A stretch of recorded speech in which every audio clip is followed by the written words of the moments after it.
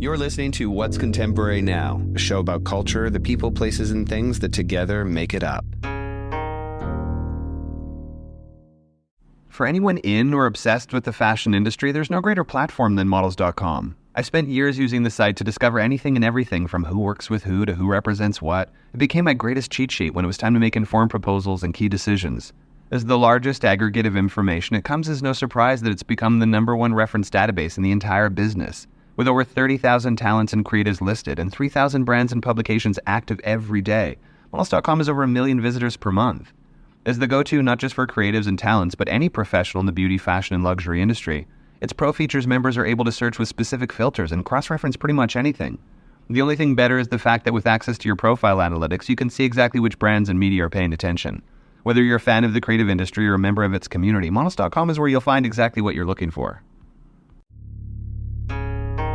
While luxury brands are looking to have more agency over the way their products live in the resale market, and the idea of contemporary vintage is becoming a new and more widely explored offering, we wanted to sit down with Byronesque co-founder Gill Linton and get her expert opinion on this new approach to an already existing idea. With a company tagline of "just because it's old doesn't mean it's good," we're reminded of the value of good curation. Via their platform, you're able to shop from the private collection of Franca Susani, explore offerings from their partnership with the Vivienne Westwood Foundation, and soon you'll be able to shop the first ever future vintage concession in collaboration with none other than Gucci. This is Gill Linton, and we're talking about what's contemporary now. Gill Linton, founder of Byronesque, a company that's been open for 10 years already. Clearly, you have a story that started prior to that particular project. So let's tap into that somewhat and discuss being London born and raised to two Scottish parents. What was that all about? The Scottish bit's very important to the Scots anyway. Yeah, one thing I should say is that I'm the co-founder of Byronesque. I'm not entirely to blame. We'll talk about that a bit later. But yeah, I was actually born in London, even though my family was Scottish, which makes me what they call in England a Sassenach, which is the Scottish term for being English within the Scottish family. So I was always the odd one out. Even from a very early age, I was always the different one, the black sheep of the family. And in a good way, that stuck. Fast forward to, getting past university, and I got my dream job working with the Saatchi brothers when they started M+C Saatchi. I always wanted to be in advertising. I couldn't even tell you where it came from, but from a young teenage time, I just really, really wanted to work for Morris & Charles Saatchi, and it happened. So I spent my formative years being taught about the sort of traditional world of branding and advertising and marketing and creating content when we used to use film and things like that. You used to actually make things with your hands. I was just incredibly lucky. There's no two ways about it. Obviously, at a certain point, you made the decision to jump out of what you were doing and begin a company like Byronesque. So what was the kind of initial genesis of that idea and the reasons behind wanting to do it? Something very organic happened, and I couldn't have planned it. But because I had a background in traditional marketing and advertising, but I also had worked in music and fashion, I knew about the realities and the practicalities of the business. Like, I knew what designers went through. I knew the non-glamorous bits. I knew what it took. And so I found that at the time, fashion was starting to evolve and change.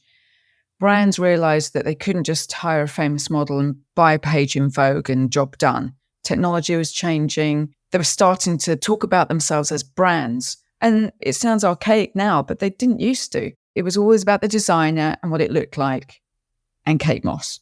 I'm exaggerating to make the point. And my friend just said, what would you do? If you weren't doing this, what would you do? And without realizing it, I described Byronesque. That actually is a beautiful segue because, again, it's a company that's well known within the industry. A lot of designers, consultants, editors, stylists are collaborating with you on anything from inspiration pieces to pulling for different shoots and whatnot. Whereas the kind of public at large outside of the immediate consumer that you already have isn't necessarily familiar. So how would you describe what Byronesque is? Vintage is obviously a huge component, but it feels like a well-rounded concept that I'd love for you to touch upon a little bit. I always find it easy when I paraphrase our manifesto because people get it. And I think it helps them also understand how we're different from, say, traditional resale sites. So we always say we start at punk. So if you're looking for a quilted Chanel handbag or an Hermes handbag or something very traditional and nice and pretty and perfect, that's not us. We started talking about the idea of this thing called contemporary vintage because I personally couldn't find early Com, Yoji, Margiela. You couldn't find it because even only 10 years ago, vintage was still very thrifty. It was, ripped up denim, cowboy boots, fucked up T-shirts, 70s smelly fur jackets, all very expensive red carpet stuff.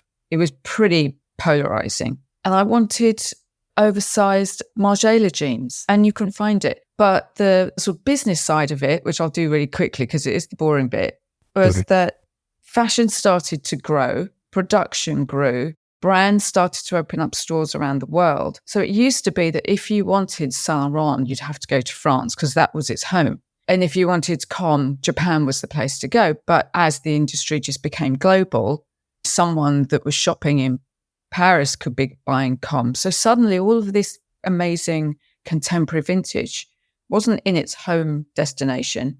It was all over the world.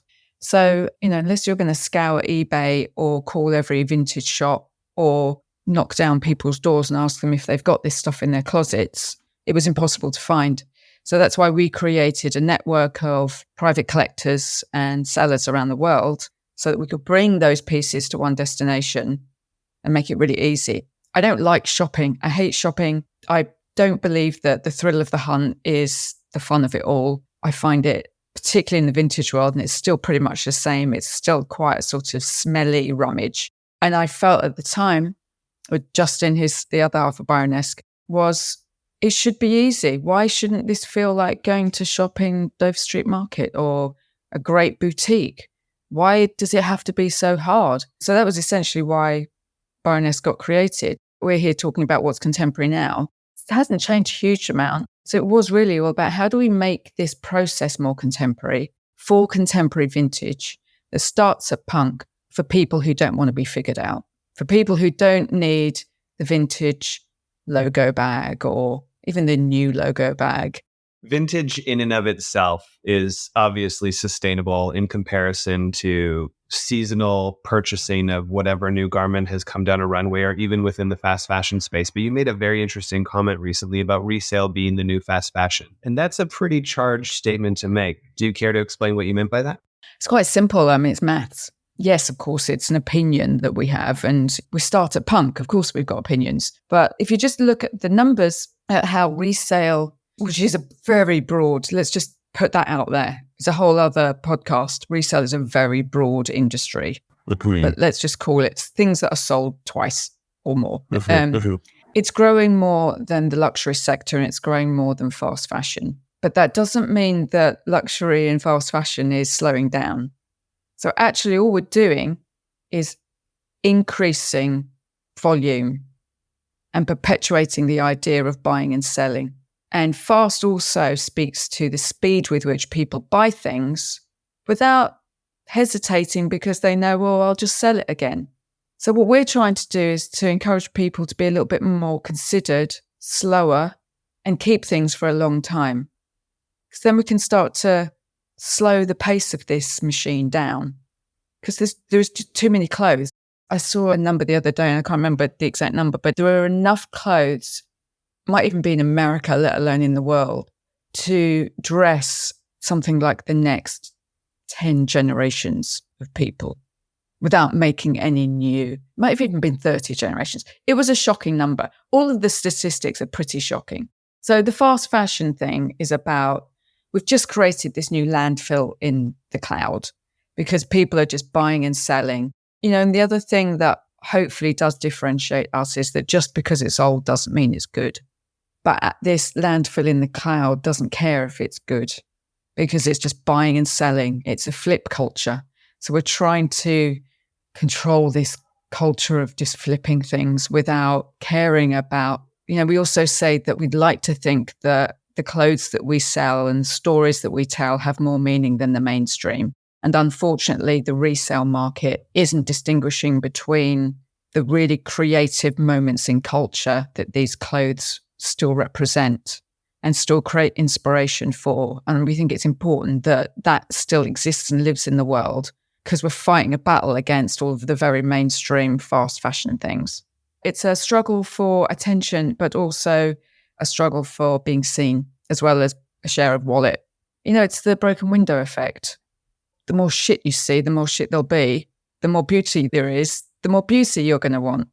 And an evolution of that sort of curatorial role has been the recent transition from being a luxury vintage retailer to a digital vintage department store, where you guys are actually organizing e-concessions for luxury brands. Can you explain a little bit about how that's going to work?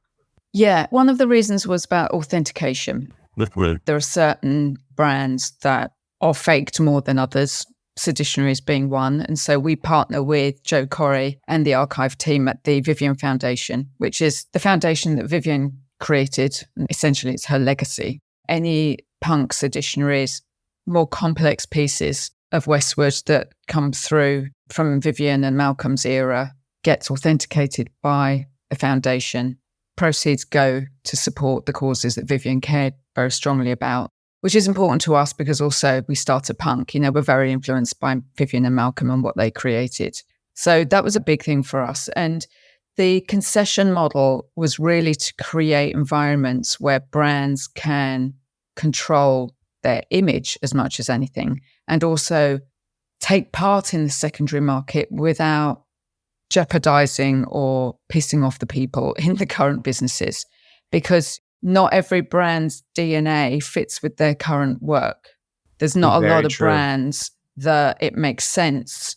You wouldn't go into a certain designer brand today, and if you saw its predecessor's work, to most people that would be really confusing. So we provide a specialist environment where we stock on their behalf their vintage archives. They make money from it, but they also get to work with us as brand experts, because we don't just understand the resale and the vintage market, we're also brand experts. Are you guys the first company or platform to partner up with luxury brands and give them more agency over their sort of resale market in their own product?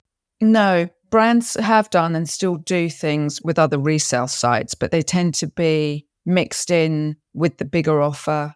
They tend to be pop-ups. There doesn't tend to be any narrative or storytelling around collections.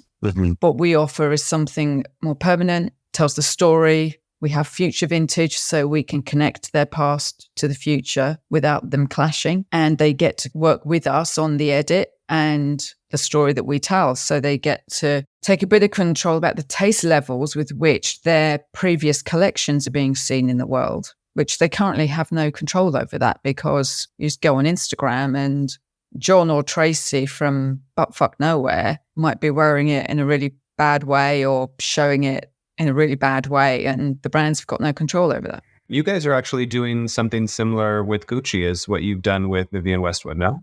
Yes, the only difference is that for them, that is specifically around future vintage. The idea of helping people choose investment pieces that they can keep for a long time. Again, everything we try and do is around the idea of longevity as well. Either because you're going to wear it for a long time, or you'll want to keep it because it'll become emotionally or financially valuable in the future. So we're helping people hopefully shop better because we don't expect people to stop shopping. Of course, they're not going to. But future vintage is the idea of perhaps helping them to buy better. Because if we, the world, people, if we don't make better choices of the clothes that we're buying today, what is vintage going to look like in 20 years' time? Imagine that. Oh, the horror, possibly. It's also interesting because at the end of the day, regardless of all of these very attractive points, you are in fact a business, right? And so the notion of sales is what drives your success if we're looking at it through the lens of economics. And yet here you are with this messaging around things like future vintage and encouraging buyers to buy less and keep things longer. So how do you juggle that equation, given that obviously sales sustain your business, but that messaging slows sales down, in theory? It's all relative, right? It's not like we're Primark or Century 21. We're trying to control those kinds of volumes. So we are, by our very nature, utterly sustainable because we're telling people to buy old clothes and keep them and look after them. And we're asking them to reduce the amount of new clothes that they buy and keep those for longer. It's not just, here's some nice clothes that you can buy and here's some nice stories behind them. The bigger picture is trying to make a bit of a cultural shift in people's shopping behavior, which is a lot for a small company. small, medium-sized companies to take on. But that's what we're preaching. And, we practice what we preach. I personally don't have a lot of clothes. I'm not a major collector, but I understand it. I mean, you must, clearly, given the nature of business you're in. You guys also have been known for reissuing different vintage finds. Can we talk a little bit about what that entails and how that works?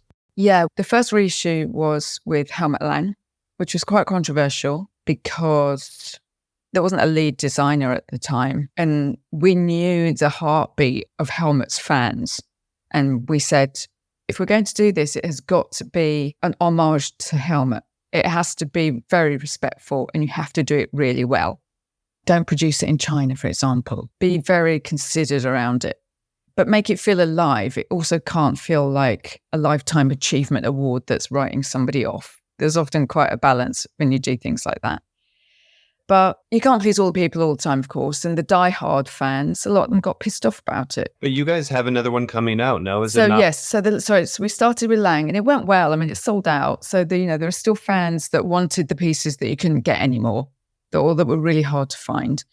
Then we did Vex Generation, which people should look into Vex Generation. They were way ahead of their time. I think everybody that we worked with was always ahead of their time. Vexed on a sort of very social political fashion. It was genius when you really look into what they created and why they created it.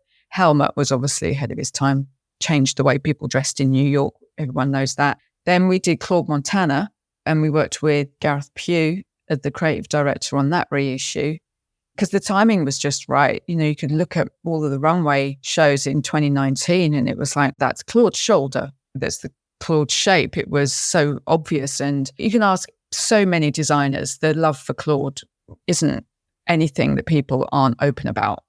So that was a really great project and that collection sold out really well. When we talk about reissues, we always sort of say bringing back the overlooked and longed for, all designers that had pioneered something. And now, speaking of what's contemporary now and being ahead of their time, 3S4, when they were S4, created this iconic shape that is a circle bag. And it wasn't just a bag. I joke with them that in the Lower East Side in the early 2000s, if you were cycling around or walking around with a circle bag, it was the equivalent of a sort of Masonic handshake. You knew that you were in with a certain group of people, and it was the most creative people probably at the time in New York were in that kind of world, if you like. Mm-hmm. And just a great piece of design. And they've been ahead of fashion in terms of technology and how they produce things so much, but even at a very basic level of using upcycled fabrics long time ago.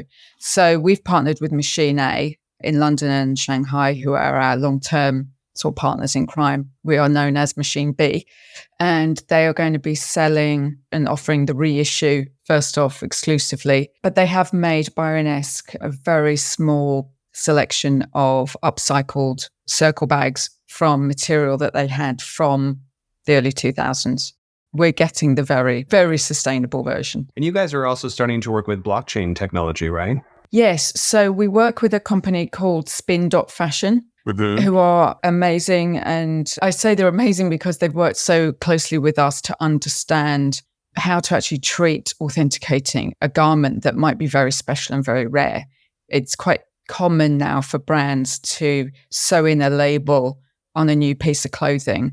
You can't necessarily do that on a rare piece of Seditionary's punk or something. You can't just like sew in a big chunky thing. So, and also a paper certificate of appraisal or authenticity can be copied. I mean, once they're out in circulation. So the fact that these things can get chipped and you use your phone with a password that then has the entire story and authenticity and therefore value of an item that you've bought speaks to our idea about longevity as well. This thing is now set in stone. So when you either keep it, pass it on, or sell it, the chip goes with it. The narrative and the story of it goes along with it. So again, it's about keeping clothing as investment pieces, either because you're investing in it emotionally or financially.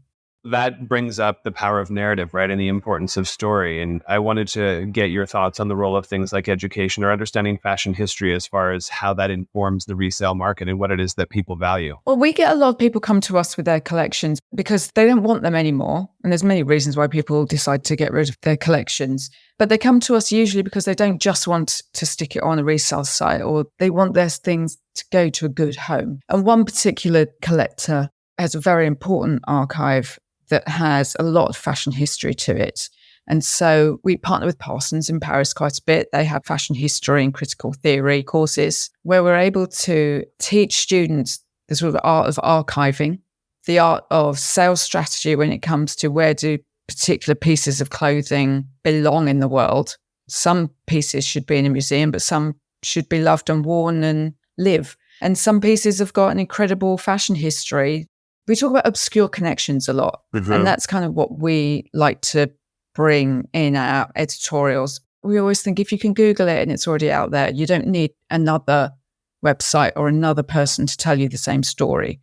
But what's more interesting is if you can get behind the scenes information or people's perspectives and opinions. Also, you can connect different cultures because you just have a broader understanding of brands and culture. And we can't have this conversation without asking the last and obvious question, which is, what is contemporary now? Very difficult question, but I did think long and hard about it, and I was quite shocked that it didn't come to me immediately. But I think it's talent, because what we try and do is give credit where it's due in fashion history.